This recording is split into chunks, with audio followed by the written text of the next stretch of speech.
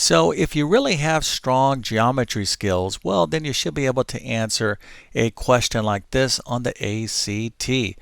So what we want to do here is find the angle measure of this arc given the information that we see in the diagram. Okay, now I'm going to solve this in just 1 second, but if you think you know the answer, go ahead and put that into the comment section. I want to walk through step by step exactly what we need to know to answer this question. All right, so here is our problem. We have a lot going on here, so let me go ahead and explain it. So we have a circle, and then of course we have this triangle. Now this triangle right here is, this part of the triangle is going through the center, and then of course this vertex right here is actually on the circle. So we need to understand all these properties because the question is we're trying to determine this arc measure right here. So that would be arc BG. Okay, so this is what we're trying to figure out. What is the measure of arc BG? Now we are given that this angle of the triangle is 47 degrees.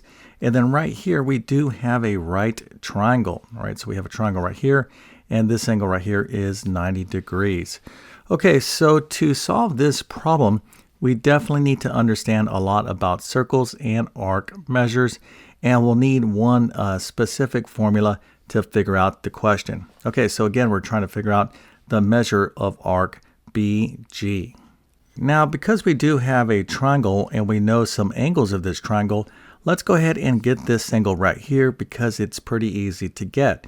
So this triangle right here, this angle again is 47 degrees. This angle down here is 90 degrees. All right, so we got a right angle right here. So to get this angle, it is very easy, right? Because there's 180 degrees in a triangle. So to get this angle, all we have to do is subtract away 47 and 90, and we get 43 degrees. Okay, so this angle right here is 43 degrees, and this is a critical angle. Matter of fact, this is the secret to solving this problem. So if you look here closely, right here we have an inscribed angle, okay? And we know the degree measure now of this inscribed angle, it's 43 degrees. But this inscribed angle is forming this arc. Okay, so the arc measure that we're looking for is formed by this inscribed angle. So what you don't want to do here is get confused by these angles right here. Now, of course, we need 47 and 90 to figure out that this angle is 43 degrees. But you can see here, once we understand or know this angle, it's very easy to get this arc measure. Okay, so in order to do this, we're going to need to understand a particular formula about arc measures in circles. If you're going to be taking the ACT, you don't want to take a chance on a low score because of weak math skills.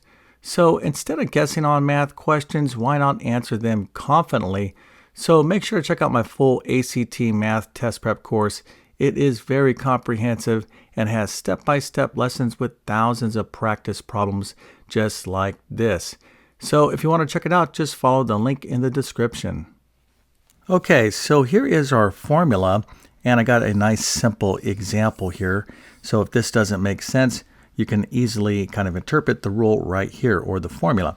So let's just actually look at our example, and then we'll look at the actual formula. So we have an inscribed angle. Okay, now an inscribed angle means that the vertices of this angle are on the actual circle. Okay, so this is what we call an inscribed angle.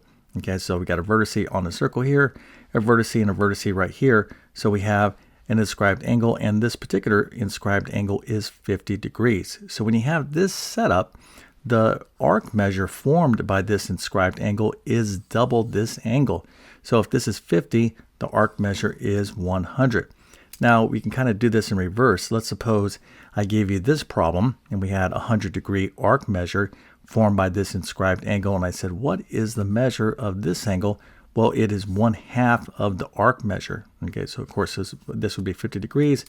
And if we just reverse the problem, I said, what is the arc measure if the inscribed angle is 50 degrees? It is double. But let's go ahead and formalize it by this formula right here.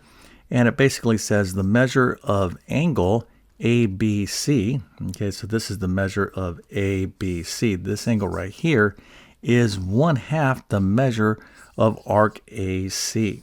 Okay, so you could see something like this in, let's say, a geometry class or some sort of geometry formula worksheet or formula sheet.